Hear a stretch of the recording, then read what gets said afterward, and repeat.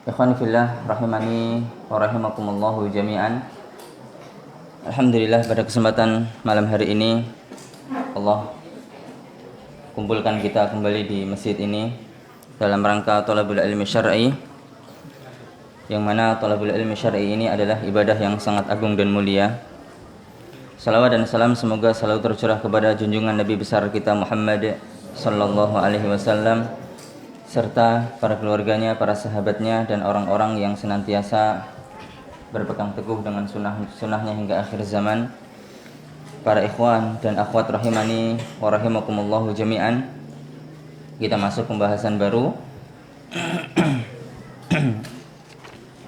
di dalam kitab Al-Wajiz, adalah Kitabu Al-Janaizi, Kitabul Janaiz. Janaiz ini jamak daripada janazatun. Janazatun bifathil jim atau kasriha. Jadi janazatun itu bisa dibaca janazatun atau jinazatun. Bisa janazah atau jinazah, dua-duanya betul.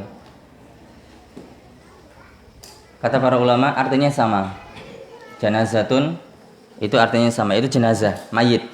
Mayitnya itu namanya jenazah. Ada yang membedakan bahwa kalau jenazah ada yang mengatakan sama, itu yang pertama. Yang kedua, ada yang mengatakan beda, artinya beda. Yang pertama, ada yang mengatakan jenazah itu kalau bi fathil jim itu artinya mayit itu sendiri, mayatnya. Kalau jenazah itu mayuh malu alaihil mayit. Kalau jenazah itu tempat yang digunakan untuk membawa mayit. Itu namanya jenazah. Jinazah. Bahasa Arabnya jinazatun. Kata para ulama, yang membagi seperti ini itu sangat dalam sekali, ya. Daqiqun nazar. Jadi penelitiannya sangat dalam sekali. Kenapa dia mengatakan janazah di fathah? Artinya adalah mayit. Yang namanya jim bil fathah itu kan di atas letaknya. Kalau kasrah di bawah. Kalau fathah itu di atas letaknya, karena memang mayit itu ya di atas. Sehingga jenazah diartikan mayit. Kalau jinazatun pakai kasrah itu di bawah dia. Kasrah itu kan di bawah. Diartikan kalau bahasa kita keranda, ya. Keranda. Apa itu yang di puji-pujian itu? Roda enggak punya apa?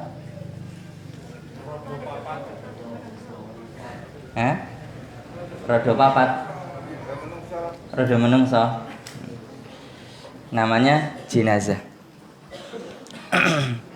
Baik Bapak Ibu rahimani wa rahimakumullah, itu secara bahasa, ya, secara pengertian jenazah itu apa? Hanya untuk mengawali daripada pembahasan kita pada kesempatan malam hari ini. Baik Bapak Ibu yang dimuliakan Allah Subhanahu wa taala. Kalau kita melihat di tulisan-tulisan para ulama yang lain, disebutkan tentang masalah kematian sebetulnya panjang. Diawali dengan yang sakit, bagaimana kondisi orang yang sakit itu, apa yang harus dilakukan, sampai kemudian dia sakaratul maut, sampai akhirnya dia meninggal dunia, begitu. Para ulama juga menyebutkan tentang alamatu husnil khotimah. Ini di dalam kitab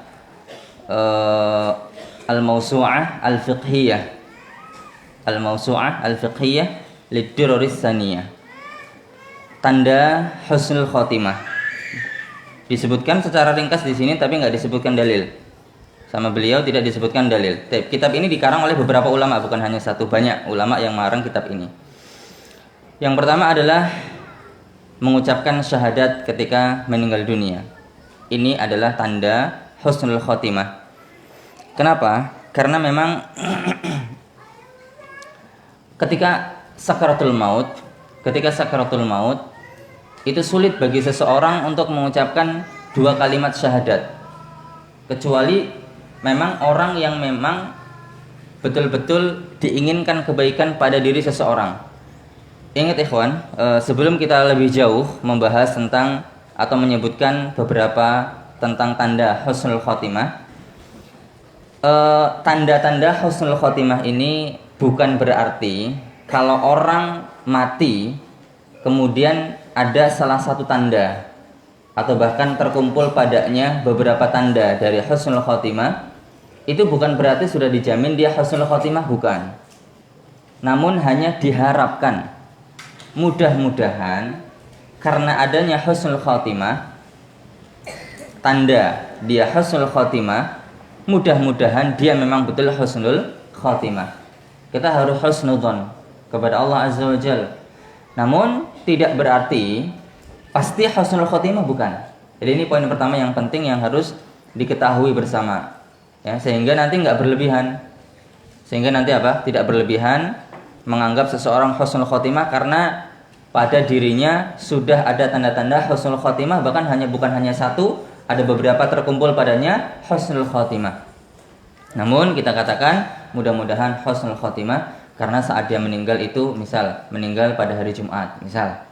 Baik, kita akan sebutkan yang kedua adalah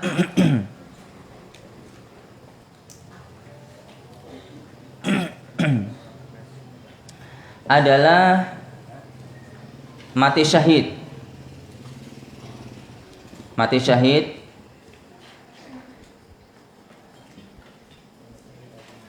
syahid yang saya maksud di sini adalah mati syahid karena perang di jalan Allah Subhanahu wa taala. Karena mati syahid nanti ada banyak, ya. Yang ketiga adalah al-mautu murabiton fi sabilillah. Mati karena berjaga-jaga di perbatasan. Berjaga-jaga di perbatasan. Ini saat perang. Oleh karenanya subhanallah, ya. Saudara-saudara kita yang di Palestina itu kalau sampai mereka meninggal dunia, maka masuk pada poin yang ini. Mati karena berjaga-jaga. Enggak harus tentara. Lihat bagaimana setiap warga sipil itu kan bahkan mungkin mereka nggak bisa tidur. Hampir semuanya malam begadang mereka, ya, berjaga-jaga, khawatir nanti barangkali tahu-tahu ada pesawat ngebom atau yang lainnya. Ini masuk ini, ya, masuk pada poin yang ini, berjaga-jaga. Oleh karenanya kita berharap kepada Allah Azza wa Jalla, saudara-saudara kita yang meninggal di Palestina sana syahid, ya, syahid karena mereka memang masuk pada poin yang ini. Dan ini disebutkan oleh beberapa ustadz kita yang mengatakan tentang masalah Palestina. Kemudian yang berikutnya, yang keberapa? Yang keempat adalah meninggal dunia atau mati karena membela jiwanya, hartanya, dan keluarganya. Mati karena membela jiwanya, hartanya, dan keluarganya. Ini biasa kita arahkan kepada ketika seorang misal dirampok, ya,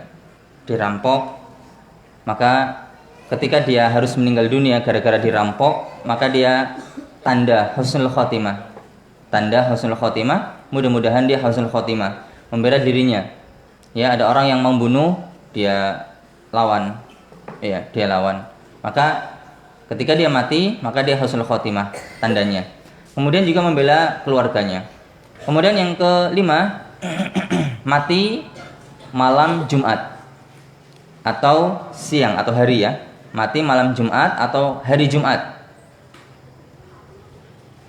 Dan disebutkan oleh para ulama bahasanya wadzalika yaqihi fitnatal qabri.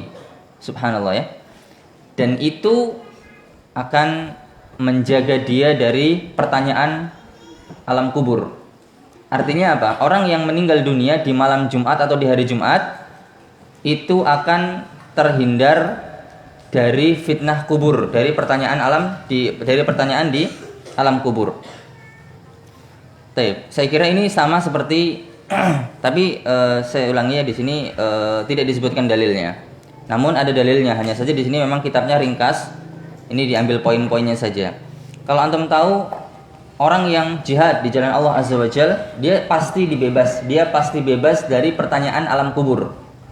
Karena kata Rasulullah SAW, kafa bibariqatis suyufi ala ra'sihi fitnah. Jadi kilatan samberan pedang di atas kepalanya itu cukup sebagai fitnah buat dia, sehingga dia nggak akan difitnah lagi di alam kubur. Saya maksud fitnah di sini adalah pertanyaan di dalam kubur. Man rabbuk wa man nabiyyuka wa man nabiyyuka wa madinuka. Dia akan ditanya lagi. Nah, para ulama menyebutkan di antaranya adalah meninggal dunia karena meninggal dunia di hari Jumat atau di malam Jumat. Kemudian yang berikutnya adalah mati karena penyakit ta'un. Mati karena penyakit ta'un atau sakit perut atau tenggelam atau kebakar atau tertimbun reruntuhan. Jadi kependem reruntuhan lah. Orang dibom, runtuh, kependem di situ, maka itu tanda husnul khotimah. Kemudian yang berikutnya adalah seorang wanita yang meninggal dunia karena saat dia nifas. Seorang wanita yang meninggal dunia saat dia nifas disebabkan melahirkan. Melahirkan. Jadi meninggal dunia tatkala sedang melahirkan atau setelah melahirkan dia meninggal dunia, walaupun berjarak. Dia sedang nifas, cuman nifas itu kan gara-gara dia melahirkan. Gara-gara itu dia meninggal dunia. Pastikan ada hubungannya. Kalau orang misalnya melahirkan, kemudian badannya lemas sekali, anaknya udah keluar, badannya sudah lemas karena ada satu penyakit dan yang lainnya, membuat dia nggak kuat, 3 hari setelah itu meninggal. Ini masuk dalam ini. Ikhwani fillah rahimani wa rahimakumullah, itu adalah tanda husnul khotimah yang disebutkan oleh para ulama, beberapa di antaranya dan masih ada yang lain. Baik, kita akan baca kitab yang ada di hadapan kita. Beliau mengatakan, wa man hadarahul mautu, barang siapa yang kematian mendatanginya. Kita artikan sakratul maut. Barang siapa yang sedang sakratul maut dari kalangan kaum muslimin ataupun selain kaum muslimin, nuddiba li ahlihi an yulaqqinuhu syahadata, maka dianjurkan bagi keluarganya untuk mentalqin dengan syahadat, ya, dengan syahadat, 2 kalimat syahadat. Jadi mentalqin ini bukan khusus bagi kaum muslimin saja. Ketika ada kaum muslimin yang sedang sakaratul maut, maka yang hadir di sampingnya, maka sangat dianjurkan dan sangat disunahkan untuk mentalqin dengan 2 kalimat syahadat. Sangat disunahkan sekali. Kalau tidak, maka ini keterlaluan. Ini orang mau meninggal dunia, akhir dari ucapannya yang diharapkan adalah la ilaha illallah, malah dia biarkan saja. Dan ada dalam sebuah hadis kisah bahwa Nabi SAW itu pernah mentalqin anak kecil Yahudi. Ya. Anak kecil Yahudi ini ketika sedang sakaratul maut didatangi oleh Rasul SAW, kemudian ditalqin untuk mengucapkan syahadat, 2 kalimat syahadat. Akhirnya anak kecil tadi mengucapkan, akhirnya masuk Islam. Dan dia selamat dari ujian Allah Azza wa Jalla di akhirat. Karena ada beberapa orang yang memang nanti di akhirat akan kembali diuji oleh Allah Azza wa Jalla. Jadi enggak langsung surga atau neraka, enggak langsung dibersihkan, langsung neraka dibersihkan dulu dari dosa, enggak. Karena memang kondisi orang ini yang memang harus seperti itu. Di antaranya adalah orang kafir, ya, yang meninggal dunia ketika masih kecil. Jadi anak kecil yang dia kafir kemudian meninggal dunia. Kata para ulama, nanti di akhirat dia akan diuji oleh Allah Subhanahu wa taala, dan ingat bahwa ujian apa yang pantas buat dia itu Allah yang lebih tahu. Artinya kalau kita berpikir lah, kalau Allah yang uji, kemudian Allah yang menentukan dia berhasil atau enggak, kalau enggak berhasil masuk neraka, kalau berhasil masuk surga, berarti terserah Allah Subhanahu wa taala. Seakan-akan ada zalim di sini. Seakan-akan ada kok seperti itu, begitu. Enggak seperti itu. Ada seorang sahabat ya yang bertanya seperti itu. Bertanya tentang perbuatan Allah Subhanahu wa taala. Yang seseorang itu sudah ditakdirkan Allah Subhanahu wa taala.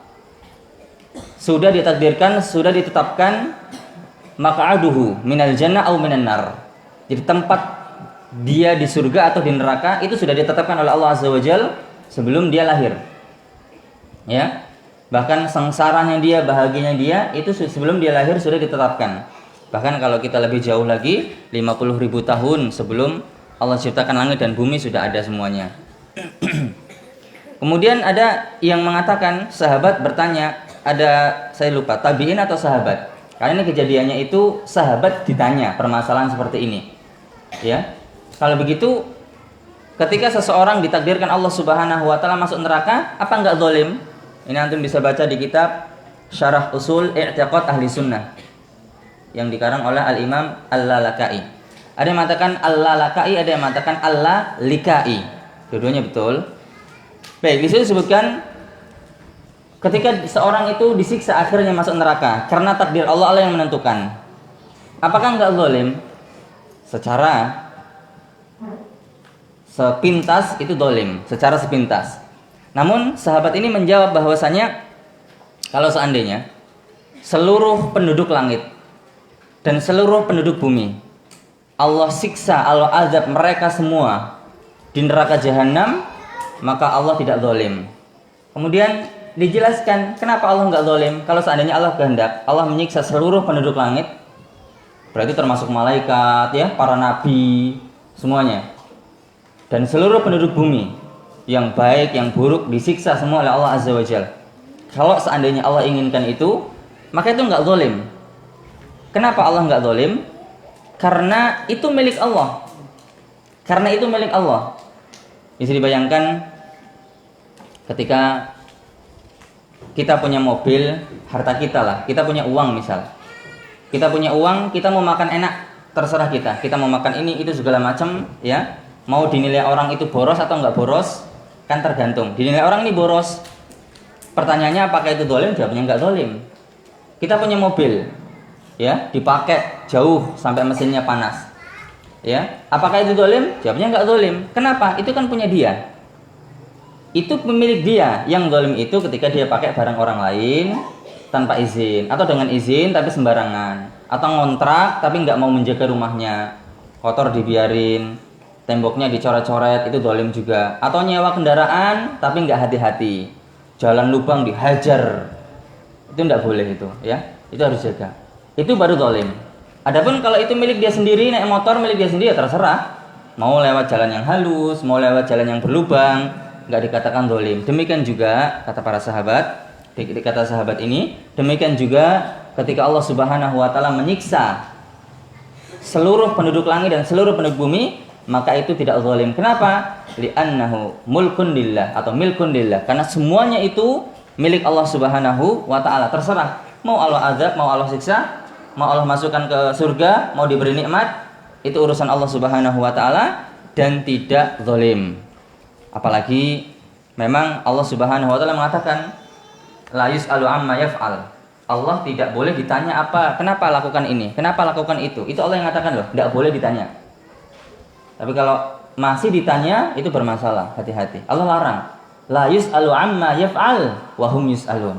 Allah enggak boleh ditanya, kenapa lakukan ini, kenapa lakukan itu. Tapi mereka yang ditanya, kenapa kalian melakukan ini gitu. Kenapa? Karena ditinjau dari sisi lain memang manusia diberikan irodah. Manusia diberikan irodah, diberikan kudrah untuk bisa melaksanakan apa yang dia kehendaki. Sehingga makanya ada pembahasan atau ada hukum tidak boleh berdalil dengan takdir atas maksiat yang dia lakukan. Tidak boleh. Ya, pernah kejadian seorang mencuri di zaman Khalifah Umar bin Khattab. Ini pernah disampaikan sama Ustaz, saya lupa yang menyampaikan siapa. Ini pernah disampaikan seorang mencuri laki-laki. Kemudian Umar memerintahkan sahabat untuk memotong tangan dia. Kemudian laki-laki itu mengatakan, "Mahlan ya Umar." Sabar dulu wahai Umar. Tenang dulu wahai Umar. Aku melakukan ini kan karena takdir Allah. Maka Umar mengatakan bahwa aku motong tanganmu juga karena takdir Allah. Artinya apa? Tidak boleh berdalil dengan takdir atas maksiat yang kita kerjakan. Bukan musibah ya, atas maksiat yang kita kerjakan. Namun boleh berdalil dengan takdir atas musibah yang menimpa kita, boleh. Berdalil dengan takdir, beralasan dengan takdir kalau itu adalah musibah, boleh. Tapi beralasan dengan takdir kalau itu maksiat, tidak boleh. Ada yang mengatakan boleh kok. Mana? Yaitu Adam, ya kan, yang dihujat. Gara-gara engkau kami semua harus turun ke dunia. Dulunya kan di surga. Gara-gara Nabi Adam makan buah yang dilarang, akhirnya kita semua kena imbasnya. Turun semua ke dunia. Anak cucu sampai sekarang ini semuanya. Akhirnya apa? Ya, kalau turun ke dunia harus diuji, harus dicoba. Diberikan ujian, ada yang masuk neraka, ada yang masuk surga, bahkan ada yang kafir, gitu kan. Coba kalau dulu engkau tidak makan buah yang dilarang, pasti kita nggak akan kayak gini. Dihujat oleh seorang nabi. Kemudian Nabi Adam beralasan dengan takdir. Semua ini sudah ditakdirkan Allah Azza wa Jalla. Kenapa Anda salahkan saya? Kata para ulama, Nabi Adam bukan sedang berdalil dengan takdir atas maksiat yang dia lakukan, bukan. Karena makan buah larangan kan maksiat. Dari maksiat yang dilakukan oleh Nabi Adam ini, akhirnya beliau diturunkan ke dunia. Begitu. Tapi kata para ulama mengatakan bahwasanya Nabi Adam tidak sedang berhujah dengan takdir. Tapi Nabi Adam sedang berhujah ya dengan takdir atas musibah yang dia rasakan. Yaitu apa? Diturunkan ke dunia itu kan musibah. Diturunkan ke dunia itu kan musibah. Sehingga apa? Karena musibah dia diturunkan ke dunia, akhirnya berhujah dengan takdir. Ini sudah musibah yang terjadi, memang harus Anda turun ke dunia, gitu loh. Saya turun, Anda juga turun semua, keturunannya Adam ke dunia. Ini musibah, dan ini musibah ini sudah ditakdirkan oleh Allah Azza wa Jalla. Jadi bukan Nabi Adam berdalil dengan apa? Berdalil dengan takdir atas musibah makan buah yang Allah larang itu dengan takdir, bukan. Ya. Karena ada yang mengatakan bahwa boleh berdalil dengan takdir atas maksiat yang dia lakukan kalau sudah bertobat. Wallahu taala alam bisawab. Barangkali lebih amannya adalah pendapat yang tadi saya sebutkan. Kenapa? Khawatir nanti malah dijadikan alasan, gitu loh. Ya kalau dia udah bertobat, kalau ngulangi lagi, begitu. Sehingga boleh berdalil dengan apa? Dengan musibah, dengan takdir atas musibah yang terjadi, tapi tidak boleh kalau maksiat yang dilakukan kemudian berdalil dengan takdir. Kemudian beliau mendatangkan dalil. Jadi saya ulangi bahwa mentalkin ini baik bagi orang kafir maupun orang muslim. Yang berada di sampingnya disunahkan untuk mentalkin orang yang sedang sakratul maut tadi itu, baik muslim maupun kafir. Hadis dari Abu Sa'id Al-Khudri, dia mengatakan Rasulullah sallallahu alaihi wasallam bersabda, "Laqinu mautakum la ilaha illallah." Talqinlah orang yang akan meninggal di antara kalian dengan la ilaha illallah.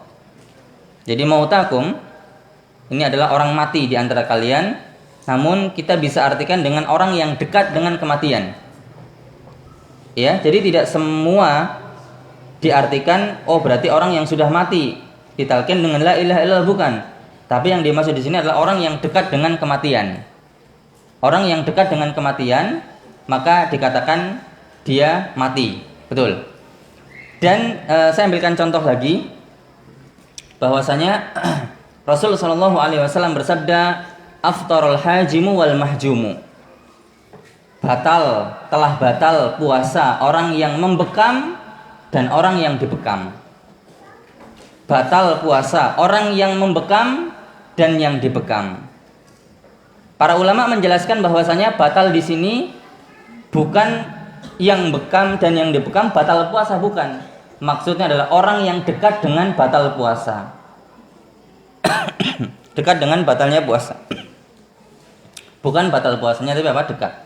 Kenapa orang yang membekam dekat dengan batal puasa? Karena bekam zaman dulu itu pakai mulut.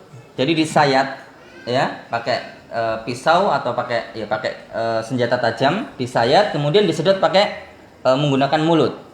Maka potensi tertelan itu besar. Kemudian yang kedua, orang yang dibekam, kenapa dekat dengan batal puasa?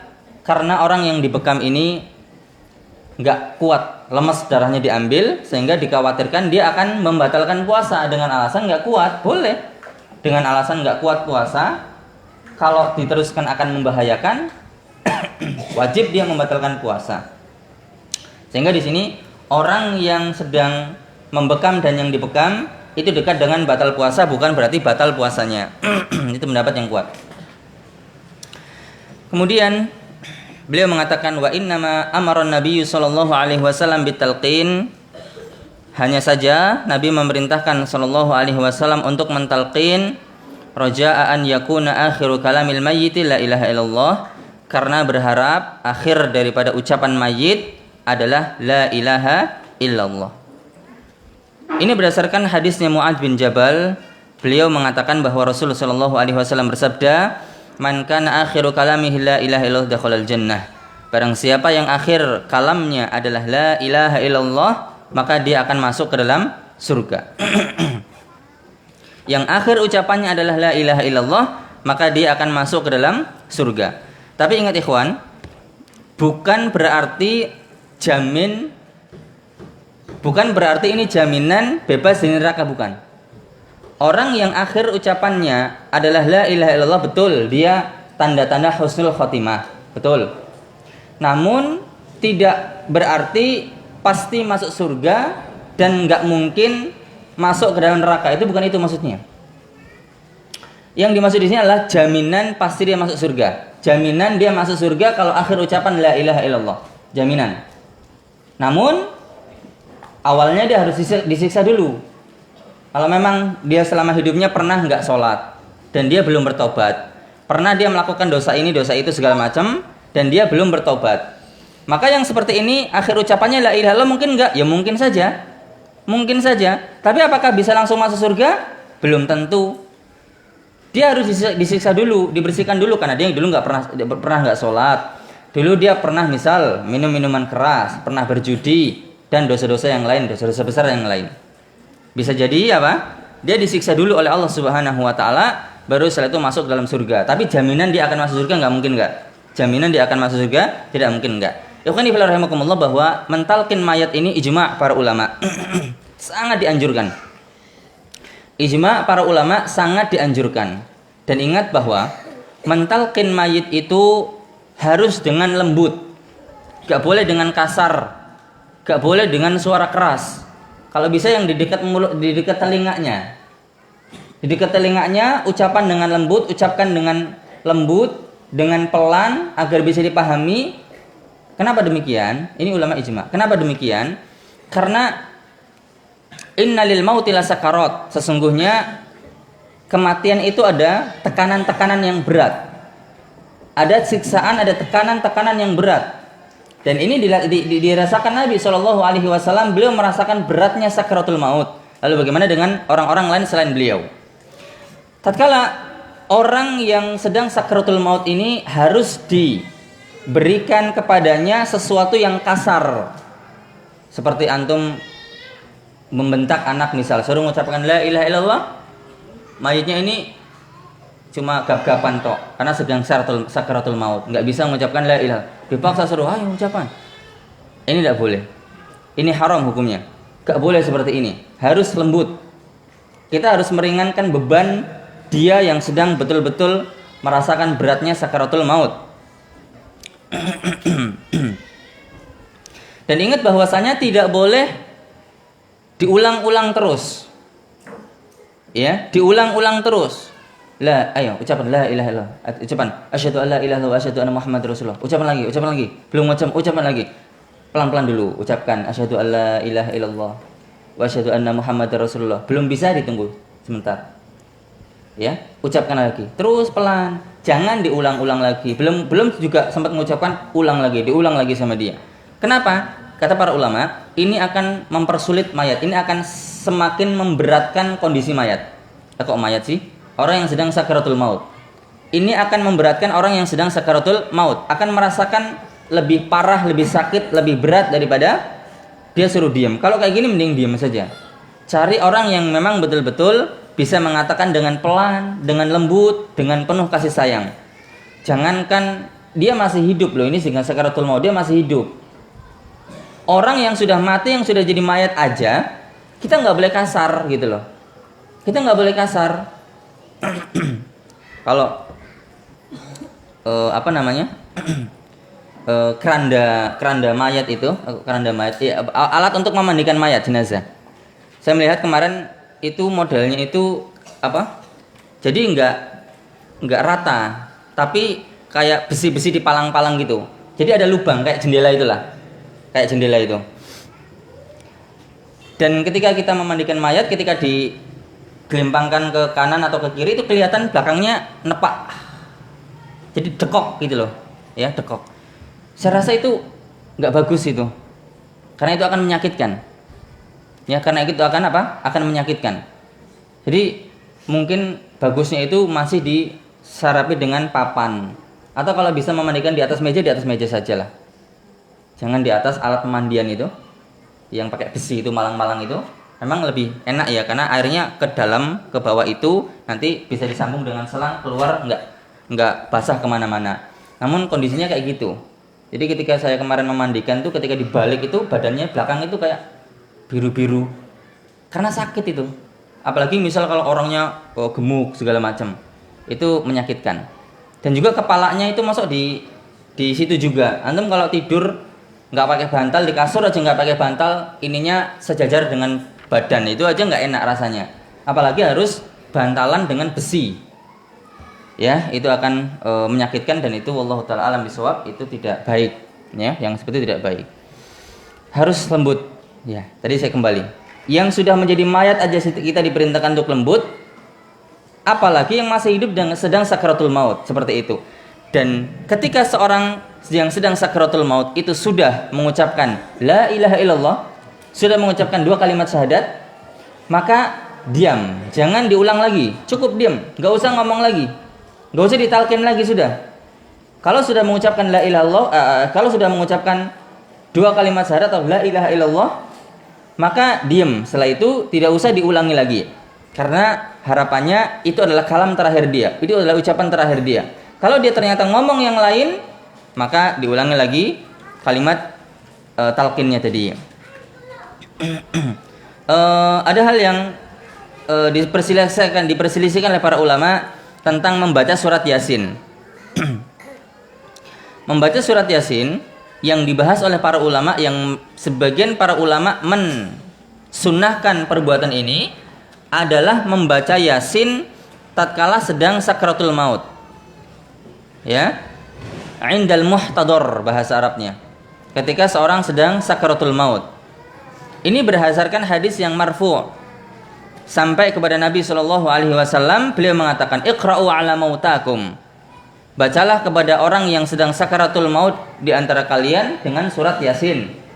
Namun sebagian para ulama atau kebanyakan jumhur para ulama mengatakan bahwa hadis ini adalah hadis yang dhaif, fala yushra'u dzalika, sehingga tidak disyariatkan. Namun sebagian ulama mengatakan ini disyariatkan karena berdalil dengan hadis tadi yang mengatakan hadis tadi bisa diamalkan. Dan ingat, bacanya adalah ketika seseorang sebelum meninggal dunia, bukan setelah meninggal dunia. Kemudian ikhwani fillah rahimani wa rahimakumullahu jami'an.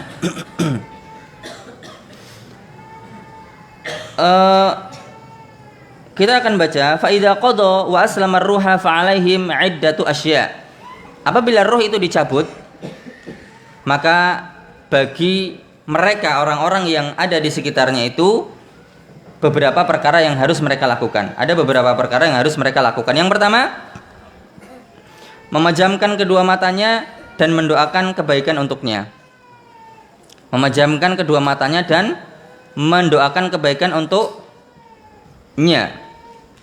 Hal ini sebagaimana disebutkan oleh Ummu Salamah yang beliau mengatakan Rasul pernah masuk kepada Abu Salamah waqad syaqqa basarahu, dan matanya itu terbuka. Fa aghmadahu summa qala, lalu Rasul memejamkan kedua matanya Abu Salamah lalu bersabda, innar ruh idza qubida tabi'ahul basar, sesungguhnya ruh apabila dicabut maka akan diikuti oleh pandangan. Jadi nyabutnya ke atas, maka matanya ini akan belalak ke atas. Ya, akan belalak ke atas dan disunahkan untuk dipejamkan. Ketika itu fadujjan nasun min ahlihi, manusia ribut. Keluarga Abu Salamah mereka semua gemuruh, mereka ribut. Maka Rasulullah SAW bersabda, la tada'u ala anfusikum ila bikhair. Jangan kalian mendoakan atas diri kalian kecuali kebaikan. Fa innal malaikata yu'minuna ala ma taqulun. Sesungguhnya malaikat mengaminkan apa yang sedang kalian ucapkan. Ini diantara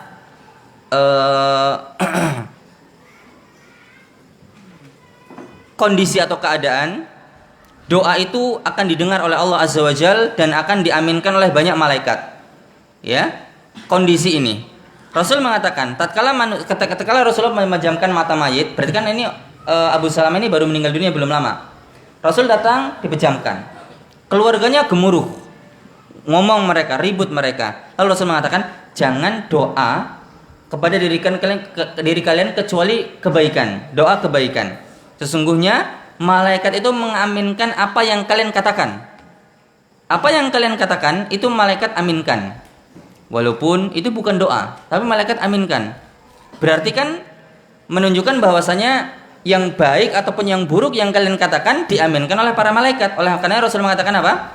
Jangan doa kecuali yang baik. Doa buruk jangan. Ini malaikat mengaminkan pada kondisi ini.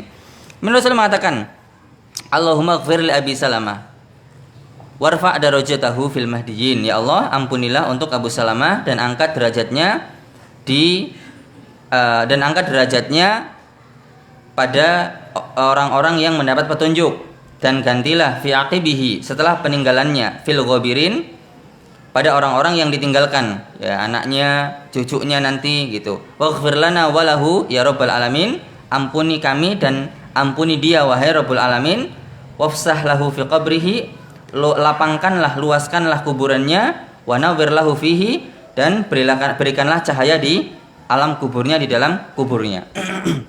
Para ulama menyebutkan beberapa perkara juga yang disunahkan ketika orang baru meninggal dunia. Ketika orang baru meninggal dunia, yang disunahkan oleh para ulama yang disebutkan di sini adalah, di antara tambahannya ini adalah an yashudda tahta lihyaihi aisabatan 'aridatan turbatu min fawqi ra'sihi kay la yastarkhi lihyuhu al-asfalu fayanfatihu fuhu wa yaybasa fala yantabiqu. Bahwasanya disunahkan untuk mengikat, ya, dengan kain. Jadi di bawah dagu ini yang ada jenggotnya ini, ya, turbatu min fawqi ra'sihi, ditarik, diikatkan ke atas kepalanya. Khaila yastarkha lihyuhu al-asfal, agar tidak kendor, ya, agar tidak kendor jenggot yang bawah, dan agar mulutnya tidak terbuka sehingga menjadi kering, ya, sehingga menjadi kering. Jadi disunahkan ditali orangnya itu, mayatnya ditali, supaya ini apa, mulutnya ini, rahangnya ini mingkem ke atas, ya, bertemu dengan rahang atas, rahang bawah bertemu dengan rahang atas. Ini disunahkan. Yang kedua juga talyinu mafasilihi wa asabi'ihi bi an yuradda sa'iduhu li'adudihi wa saquhu li fakhidhihi wa fakhidhuhu li batnihi wa yuradduha atau wa yaruddaha li talyini wa yashal ghusluhu wa idrajuhu. Adalah yang kedua adalah talyin, yaitu apa? Melunakkan persendiannya dan jari-jarinya. Di antaranya caranya adalah beberapa ya, yaitu lengannya itu ya dilunakkan, dilembutkan ke lengan atas. Berarti diginikan. Ini diginikan. Wasaquhu li fakhidhihi. Kemudian betisnya ke fakhid, ke pahanya. Betis ke paha. Betis ke paha gimana? Contoh kan? Iya, misalnya ini betis, ini paha, diginikan, dilepas gini, ditekuk ke belakang sini, ditekuk ke bawah. Kemudian juga fakhiduhu li batnihi, ya, betisnya ke perutnya. Kayak orang habis jatuh diangkat, ditarik kakinya ke atas, tempelin perutnya itu, paham? Kayak gitu. Tujuannya apa? Agar ketika memandikan itu mudah, nggak kaku. Kalau memandikan mayat dalam keadaan kaku itu susah, ya. Karena apa? Apalagi kalau orang meninggal dunia, yang saya sering dapati itu orang meninggal dunia disedekapkan gini. Jangan, itu mempersusah. Dilemeskan gitu loh, dilemeskan supaya mudah memandikan. Ini kan belakang ketiaknya harus dibasuh juga, lengan bagian dalam ini harus dibasuh semuanya. Ini kalau udah kaku, ini sulit sekali. Apalagi yang sedekap kayak gini. Ini sedekap kayak gini sulit sekali nih kayak gini. Nah, bahkan jari-jarinya juga, ini juga diginikan juga. Diginikan, dilemesin semuanya. Karena nanti ini akan dicuci juga di sela-sela jari minimal. Ketika apa? Mewudukan. Pun demikian ketika memandikan juga sama, tangannya juga kena dan jari-jarinya juga kena. Nah, itu semua disunahkan untuk apa? Untuk melunakkan. Kita selesaikan beberapa poin lagi, 2 poin. Kemudian yang berikutnya adalah khul'u siyabihi, melepas pakaiannya. Li'alla yakhruja minhu shay'un yufsidu bihi atau yafsudu bihi, agar tidak keluar sesuatu yang akan merusak jasadnya itu. Barangkali di pakaiannya itu ada sesuatu lah pokoknya, mungkin benda cair atau apa, yang kalau pakaiannya nggak dirobek, nggak segera diambil, nggak segera dibuang, itu akan merusak jasadnya dia. Pokoknya dihilangkan pakaiannya. Memang sunnahnya kayak gitu. Tapi dibuangkan, ditutup tentunya. Kemudian yang terakhir adalah yudha'ul mayyit ala saririn wa nahwihi liyakuna ahfadhu lahu. Mayat diletakkan di atas ranjang atau yang serupa dengan ranjang, tujuannya agar lebih bisa menjaga. Jadi tidak diletakkan di tempat yang rendah, jangan. Bukan seperti itu. Selain itu akan bisa menjaga mayit kalau diletakkan di atas, memuliakan mayat itu perlu. Nggak boleh merendahkan. Sebagaimana antum kalau ada orang sedang duduk, kemudian antum melewat nyelonong di depannya tanpa permisi, tanpa pelan-pelan, bus gitu saja, itu nggak sopan.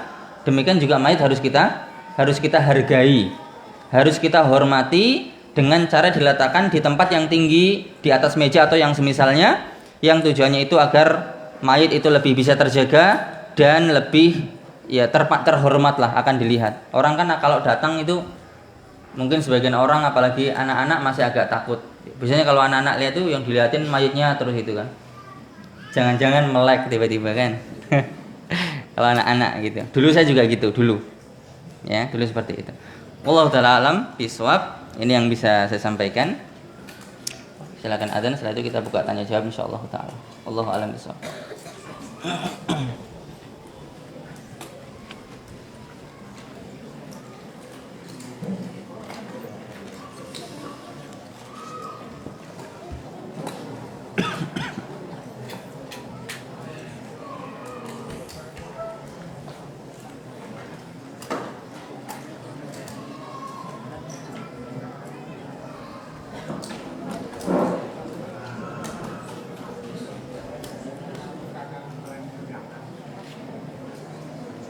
Allah